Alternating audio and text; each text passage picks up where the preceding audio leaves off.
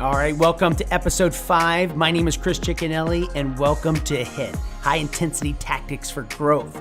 And today, I am interviewing an unbelievable speaker, Pawliw-Fry, which is a performance coach, also a New York Times bestseller, which is Performing Under Pressure. This guy's talking everything about mindful leadership, talking about the hard conversations that you have to have. He's worked with Fortune 500 companies like Goldman Sachs, Coca-Cola, Johnson & Johnson, also NBA athletes, and also Olympic athletes. We're talking, how do you manage the pressure of your life? How do you have those conversations to get the most out of your team, your employees, the people that you surround yourself with? Let's take a listen. I guess my question is, let's talk a little bit about, what do you see in some trends in today's world in business and leadership? What do you see in kind of go on with some of the clients, some of the people that you're speaking with? Sure. The World Economic Forum came out with a set of skills that people need in the 21st century. And it's all around how we manage our emotions. It's all how we connect with others, right? We need IQ, we need technical skills at a certain level, but really the difference maker, that's what we would call an entrance criteria. Yeah. The excellence criteria is how we manage our emotions, emotional intelligence, how we connect, how we can influence other people who we don't have control over, which is very similar to what we're talking about in this organization. So how can we influence someone when we don't really have that same kind of direct relationship, reporting relationship? And it's all about how can you inspire them? How can you get them to think about the opportunity in front of them? How can you get them excited about what's possible? How can you get them to think about the long view? And that's what I'm seeing. Yeah, and that's so crazy. And you think about that. That was never talked about, 10 years ago, of how you want to, have that connection with your employees. How can you give them the opportunity to stay? What are some of the techniques and things that people can do today to have a deeper connection with their teams, with their employees, with the people that are working with them? Yeah, great question. I think a big part is to get outside of our own heads. We get pretty self-referential, really focused on ourselves, especially when we're under pressure.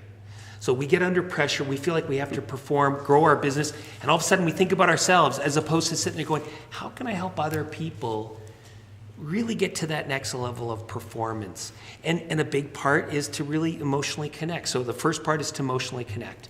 We need, and there's a great little model we use, which is VVF, right? Voice, value, feedback.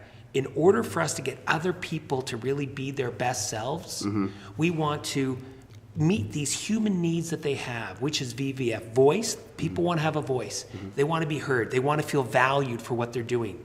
And number 3, they want feedback. So if you want to get better, I work with Olympic athletes, NFL, NBA teams.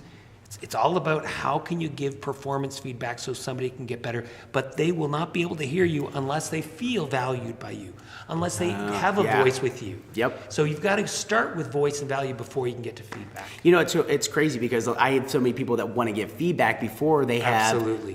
That's the world in which we came back. Like you think you're leading somebody, managing them, that our job is to give them feedback of how they can do their job better. And I think that is something that, we've been, even when we went to business school, that's what they taught us, right? Giving feedback. That's completely changed because we have a volunteer sales force. What would be some of your recommendations with, having a volunteer sales force? How do you give somebody feedback? Because a lot of people are like, man, I don't want her to leave, so I don't want to be too honest with her. Right. How do I approach this situation? Yeah. What would be some advice you would give? Yeah, that's a hard one. And first of all, I would normalize the situation, which is to say, in our research, and we survey over 40,000 people a month in our organization, so we have a fair amount of data. What we find is that everyone has challenges giving feedback. So as you're listening to this, you might be thinking, it's just me. I'm not good at giving feedback. No, everyone has challenges. In fact, probably my next book will be this idea that when we want to give feedback, we get to 85, 90, 92% of what I want to say. Let's say I'm giving you feedback. Yeah. But as soon as I get to that last 8%, that more difficult part of the conversation, you start to get a bit triggered because you start to see there are consequences attached to what I'm saying to you.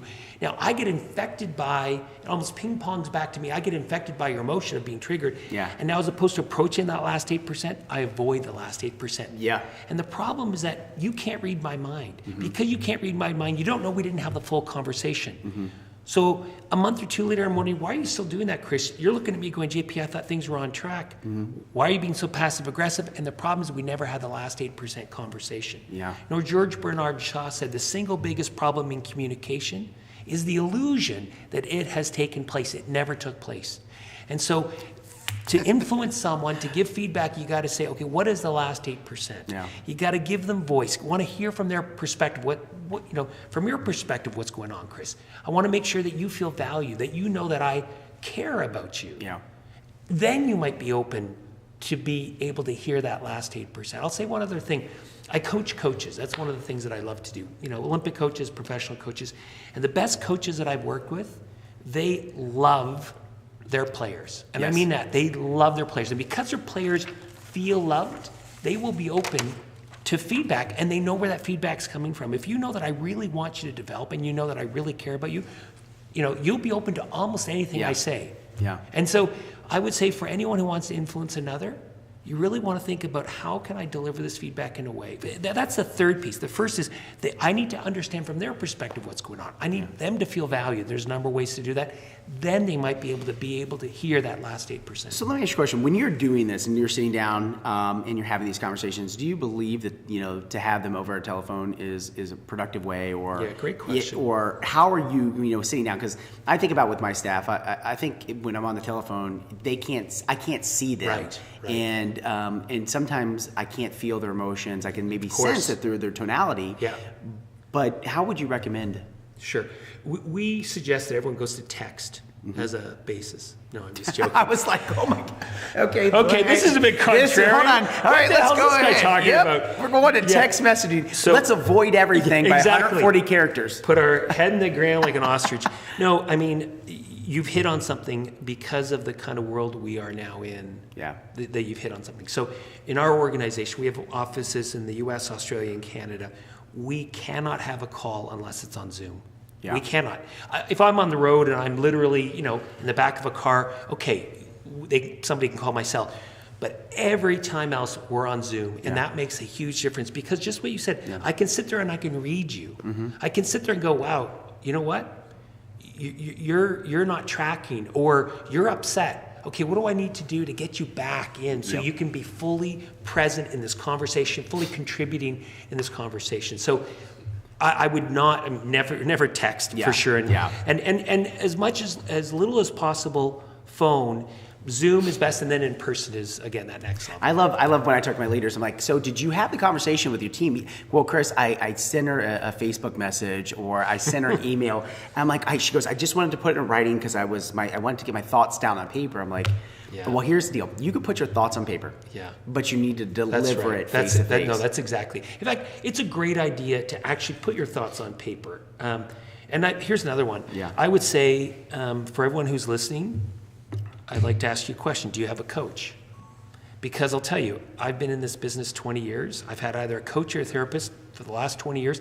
It has been the best investment of my life because when we have a president now who runs our organization, but when I was running it, or even when I manage him or our board, and I'm still fully involved in the business, there are times when I struggle with a relationship. Yeah. So I have to have a last 8% conversation. So I write it all down, and I actually work with my coach. Yeah. I play it out with him.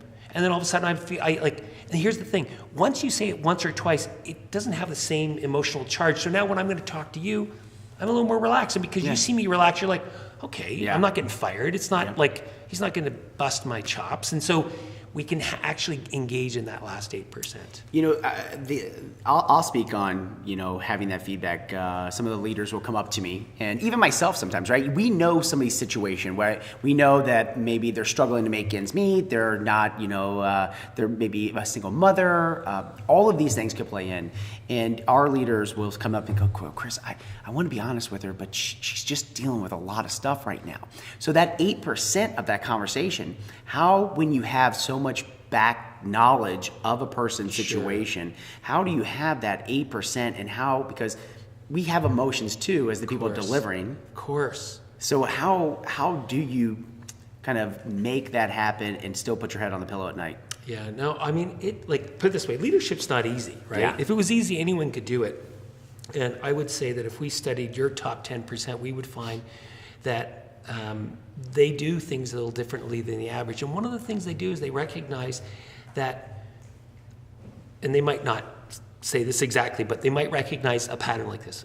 Number one, we're all anxious today. You're anxious, I'm anxious, everyone listening to this, we're anxious. Yeah. This is an age of anxiety. It's age of pressure, age of anxiety, it's not easy. But what we know is that clarity is the antidote to anxiety. Clarity is the antidote to anxiety. And so your people want clarity from you. They want to know where they stand with you. You're actually helping them diminish anxiety by giving them clarity. Yeah. So we have to reframe it a little bit. Yep. So I get it. You don't want to pile on. You know they're dealing with a lot. But in fact, if you get that relationship in a good place by having last 8% and by helping them be their best self, they're actually going to be able to be much better, and that's when we all of us can sleep a little better at night. Yeah, and I like how you said you have to reframe it, because that is the big aha for a lot of people, is thinking differently. Well, I'll say this. So you know, I love your questions, and I'll say that one of the reasons we don't engage in the last 8% is because we have something called an identity quake. I see myself as nice. Yeah. Now I'm doing something that's not nice, having this conversation with you, and I quake inside. So emotional intelligence is not about being nice. It's actually about delivering an important fact, an inconvenient fact, but still delivering it, even though it might have some impact in the moment. The long term, it'll be better. But so in that moment, I've got to get over my identity quake. Yeah, I'm a nice guy, and guess what? You know, I've got to reframe it that this is what leadership is. It's about doing the difficult things. Yeah.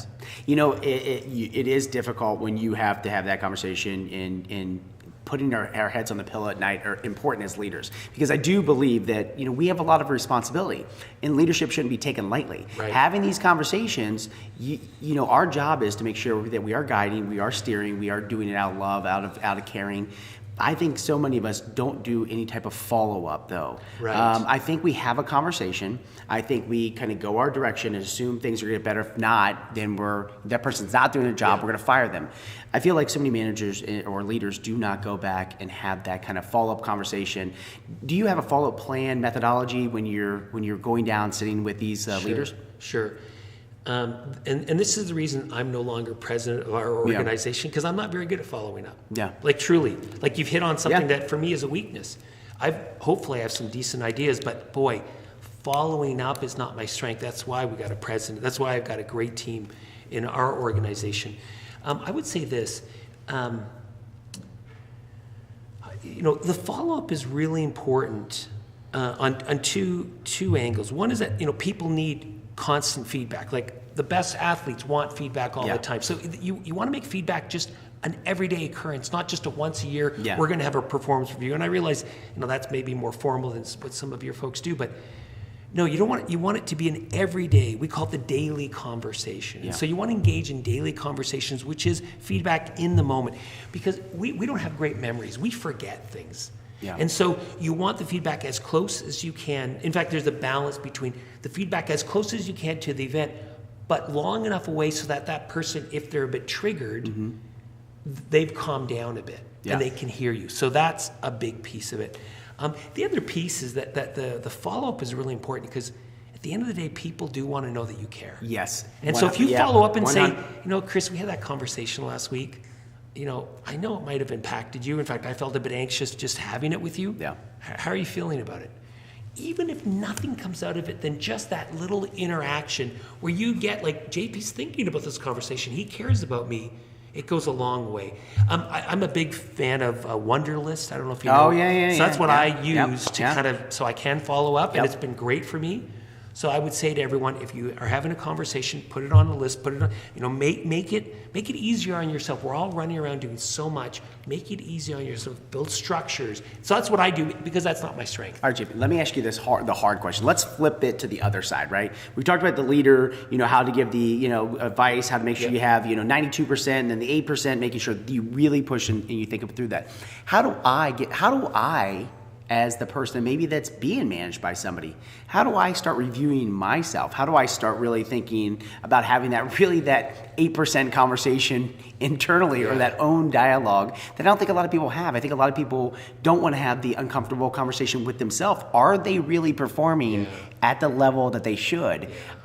Because even myself, I'm an owner of my business, but I still have a lot of people to report to. So I've got to constantly have that dialogue with myself of, Chris, are you really being honest with you? Or are you just listening to all the other people tell you how great you are or how bad you are? Have you really sat down and had it with yourself? Yeah, great question. We found in our research that self-awareness is like the foundation. Without self-awareness, we're all done. That's why get a coach. Yeah. Right? Get a coach who has no skin in the game, right?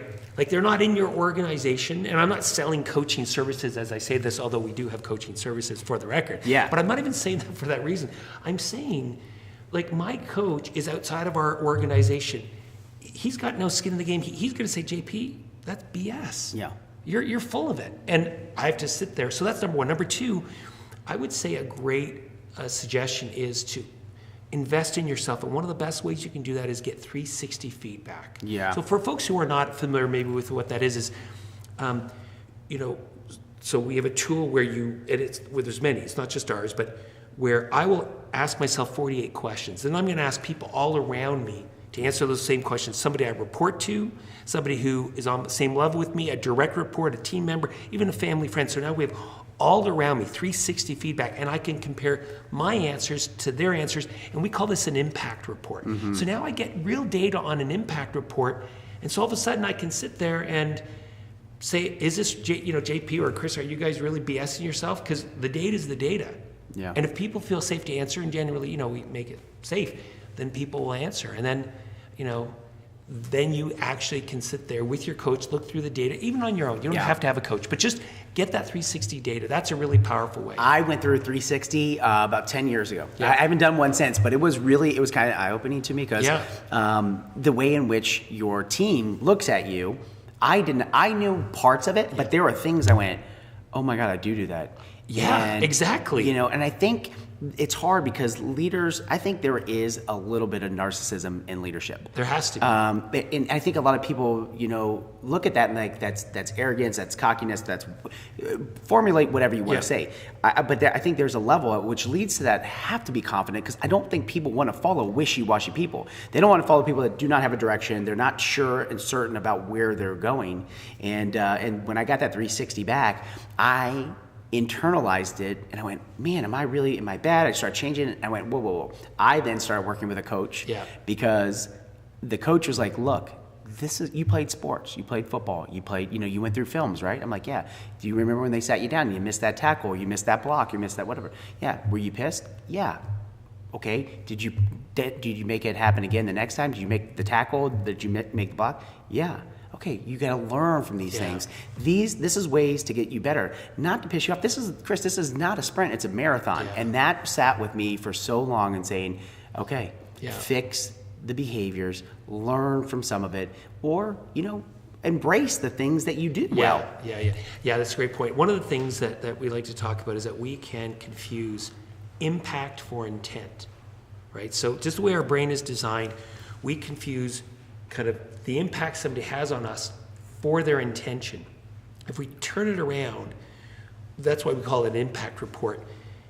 If I can see the impact I'm having on others, what the twig for me when I first did my 360, 20 years ago, is I don't think I communicate how much I appreciate people enough. So they're judging me by my impact, not my intention. So I've got to be better. I travel a fair amount.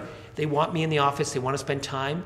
I think they know I really care about them, but you know what? Wasn't doing it enough. Yeah. So they were judging me based on my impact, not as much on my intention. So I had to get better at clarifying. So leaders need to clarify their intention. Yeah. Catch people doing good things. So let's give an example, because I know a lot of listeners are going to say, when you say clarify your intentions, Sure. it's a very broad, Sure. big, world. Can you give me an example so the listeners would understand? Sure. Yeah. I mean, it is so ridiculously simple.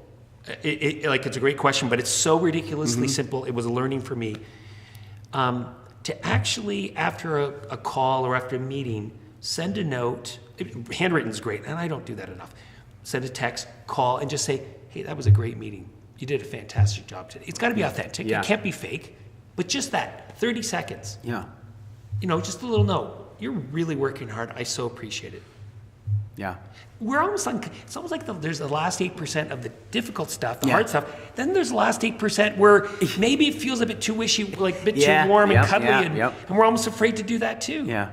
I think that's a really important one, actually, that, again, I could do better. I'm better now, I think, because I got that feedback, and I've got 3 kids, and, you know. How old are the kids? 24, 22, and 19. Yeah, 16. I have 3 as well. I have 11, 8, and 7. So So you're getting there. You're a hero right now. Wait, you're going to become a 0 soon. You really are. Trust me. No. You will. But here's the thing that you realize is that the kids are really driven by wanting to please their parents. Yeah. And, you know, so I've got actually, I can't say, I believe I said 24. She's 22. She's a senior at university. But the thing is that when I look at some of the decisions they make, it really is to kind of please me and please, like the adults in their lives. And I think, gosh, I hope they appreciate just how magical I think they are. Yeah. And that's another place where, again, I'm really trying to be better at that one. I think that, growing a business, running a business, we always want to get better. Like I do a lot of handwritten notes. I didn't do them for years. Then I did them. Then I stopped doing. I think the consistency factor plays into this a lot, because I remember I would write all these, thank you so much for, doing this. Great job being on the board. And then life got busy. You start having family, start having kids. I stopped doing it. Yeah. And the next group didn't get the handwritten card. Yeah. And then I remember coming up to the first meeting, they go, Why didn't we? Do you not like me? Did I do something wrong? Exactly. So we said, that's being unclear, right? We were not clear. My intent was not to hurt them. My intent was to save my time, but I didn't clarify to them that, hey, I'm going to stop doing this because my life's getting busier, and not having that conversation. I should have had that 8% conversation, but I didn't because I didn't put a value that card meant anything to anybody. Right. And I need to understand that it might not mean something to everybody, but when you stop it, it means something to somebody. No, it really does. Oh my gosh. Yeah. We have a similar, in a sense, small businesses, but I remember when we started, we had no HR kind of manual or methodology, and somebody would ask, they had maybe their parent died or something, can we have time off? Sure, and then other people, unbeknownst to us, other people are noticing, I didn't kind of lose anyone, and I'd like some time off, you don't think about these things. Yeah. So I think. So here's the other thing. For all of us who are in leadership positions, we actually need people to give us last 8%. There's something called, you might be familiar with this, and it probably drives you crazy, but there's something called CEO's disease, which is that the higher you go up in an organization, the less candid feedback you're going to get. Very much. And so the thing is that we need, everyone, if you're a leader listening to this, you need feedback. And so you want to go out of your way, again, clarifying intention. Here's another answer to one of the questions you asked earlier. How do you clarify intention?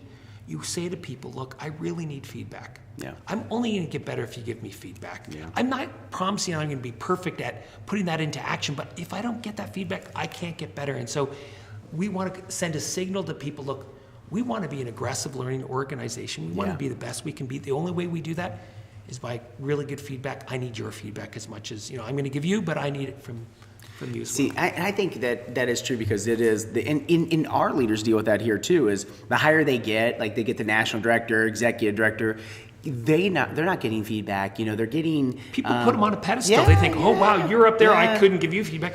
No, that's exactly. They get the feedback that's the other side. The other feedback is they listen to the negative feedback, right? They listen to things that I'm like, you were mean to me at the meeting or whatever. Sure. So then they start really internalizing. Yes. And I'm like, was that in a proper setting to get feedback? Or was that just was that an emotional trigger that person was telling you at that time? So you got to be careful about how you take feedback and how you give feedback in the place that's happening. Yeah. Now, one of the big questions too, and I think you hit on it before, I believe in coaches as well.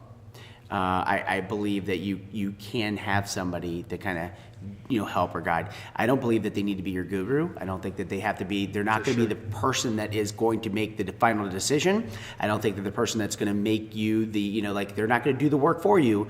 They are the people that are going to make you think. How do you go through and go to selection of a coach? Because a lot of people, great question. A lot of people have this where, hey, I'm working with I'm working with this coach. You should work with him too. I might not have that same belief, so I want to hear what you are. Yeah. To me, it's whether it be a coach or a therapist, you want to interview them like you would interview anyone. In fact, if anything, this is one of the most intimate relationships you're going to have. So, we have a whole coaching practice, and the first time somebody works with a coach of ours, it's an interview. And if you don't like that coach, that's okay. There can be fit differences. Yeah. That's fine. You want somebody who you feel psychologically safe with. Because if you feel psychologically safe, then you're going to really dig into the issues. Yeah. And in fact, we'd like to say coaches need to have two things. A critical level of heart, so they have empathy, compassion, they can listen, and edge. That ability to push you, to hold you accountable, to call your bluff, not your bluff, but call your, SHIT and just really say, come on, Chris, I've heard that now, for 3 months in a row. Are you going to do this or not? Yeah. Commit or don't commit, So to me, that heart and edge. And so sometimes we feel like, oh, they're the coach and I have to, no, you interview them, you make sure you feel comfortable. And by the way, if you don't feel comfortable, fire them. Really. That exactly, because if you're not getting anything, I think so many people stay in these relationships with these coaches and then they're like, I'm not really getting anything from my coach, but I really like them. They're nice and I like having conversation. I'm like, well, you're paying them, I'm hoping to get performance. Yeah. Because that's what, at your level, then go see a therapist. I think a coach in my mind should be able to get you the performance or be able to help with performance. Yeah, here's one other thing. People might be wondering, should I get a therapist or should I get a coach? Yeah. We think of it this way. Sometimes you have to look in the rear view mirror, and that's when you want a therapist. You want to look at some stuff that, hey, I'm kind of struggling with this in a prior relationship because it's showing up again in the future. So you want a therapist is like looking in the rear view mirror, but looking out the windshield, you need a coach. Yeah. How can I move forward? How can somebody support me? It's a wonderful thing, actually, to be coached. I love that whole process of coaching. How do you feel? What's your thought? Because a lot of leaders, they want to be able to coach their teams, help some of these ladies. Because really, I think some of them, in some regards, are being able to be coached once they, they're starting to go. Maybe not a certified plan or whatever. Maybe it's kind of helping them. What's your thought on group coaching? As far as, getting things done, do you find value in group coaching? Do you think that that's, worth the time? Yeah.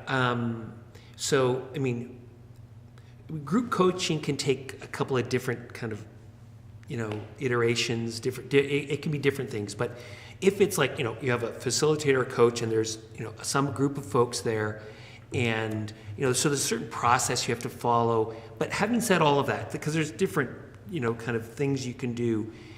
I'm a huge fan if you have the right facilitator / coach who makes people feel safe, who draws people out.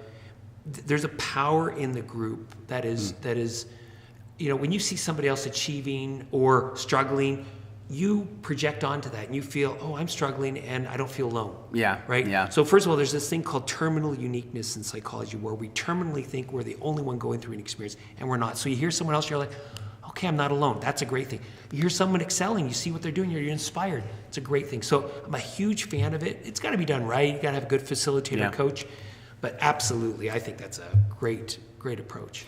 All right, last question. I know we're kind of getting to the end. So, I always ask this question to my team, to my staff. So what does the next kind of 5 years look like? What do you think the trends in business are going? What do you think how's leadership going to change? How the salespeople are going to change? Are we still going to have retail stores? Are we going to be like the Jetsons? What do you see? What's your vision of the next 5 to 10 years? Yeah. Well, I'll say this. My expertise is not so much in kind of global economy or economics. And I know you're not necessarily asking that. You want my opinion, I'll give it to you. But it's more around human behavior. Yeah. Our whole thing is how can we become students of human behavior? That's our thing. And so what I do know is that I would not want to be in retail with what's going on in the world. I would not want to be, there's a whole bunch of areas that are being disrupted. And so that does then come to my area, which is it means we each need to be an aggressive learner. Mm-hmm. We need to double down on our learning. So I'll give you an example. We know top 10% performers are imperfect, but they extract, and I love this data point, they extract 3 to 5 times more information from the same opportunity to learn as an average performer. So think about that. So what it means is that the world is being disrupted, things are changing. each of us need to sit there and go, how can I be an aggressive learner? How can I extract more? And so for me, that's really what I would say. Invest in yourself, right? Find ways, to take courses. There's great courses now digitally.